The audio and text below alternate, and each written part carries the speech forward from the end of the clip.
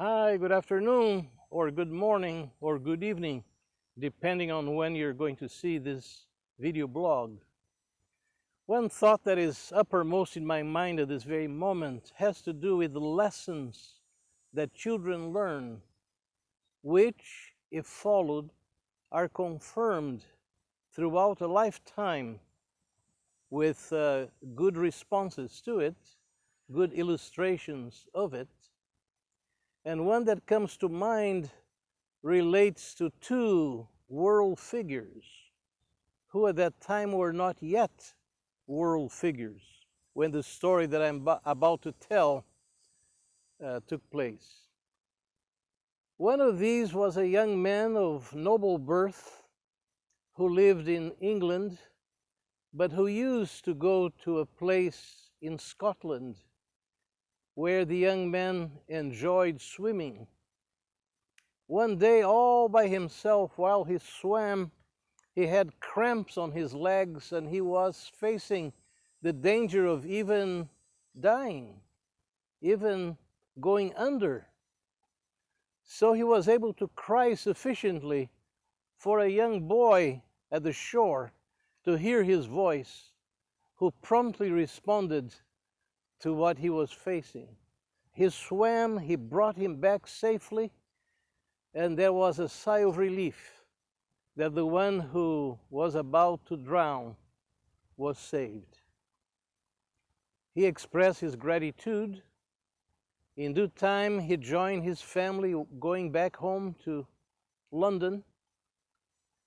But because the visits were rather frequent to that spot in Scotland, that young man returned there one time, and he was able to see the one who had saved his life, literally. He was a poor boy from a poor family, but he thought that he should do something special for him. So he called him aside and he said, "What can I do for you to repay that which you did in saving my own life? Is there anything that I could be of help?" And the young man replied, said, "Well, I would like so much to study medicine, but I know that my family could not afford that.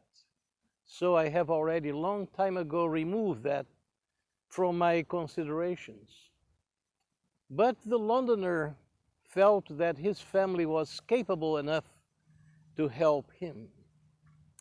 Well, to make a long story short, the young man from London was the one who later became Sir Winston Churchill.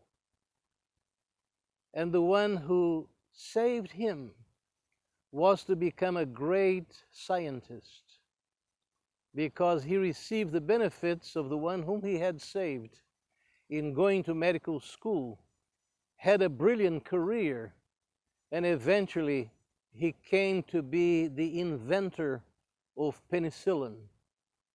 Of course, I'm referring to Sir Alexander Fleming. Their friendship remained for a long time, and years had passed when, for a second time, penicillin came to save the life of Winston Churchill in different circumstances. So the good that he had done once saved him another time. Just like the good that Alexander Fleming had done in saving him from the waters was also a great reward for his life and his career. Both received the Nobel Prize. Both of them have a name engraved in contemporary history. And both of them are an illustration to all of us that the good that we do for others will never leave us untouched. In fact, I like to paraphrase a well-known Bible verse somewhat differently. Many of you may relate to that. It says, "Cast your bread upon the waters. It may return a sandwich." Of course, that is not exactly what the Bible says in the Old Testament. It simply says, cast your bread upon the waters, and you shall find there after many days. But the idea is precisely the same. That which you do will reward you, even if that is not the intent of your doing something good. So take this lesson, dear friend, and continue to do good wherever you go.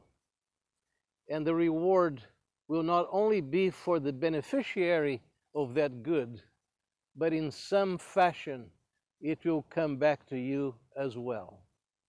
A friend of mine used to say, blessings boomerang.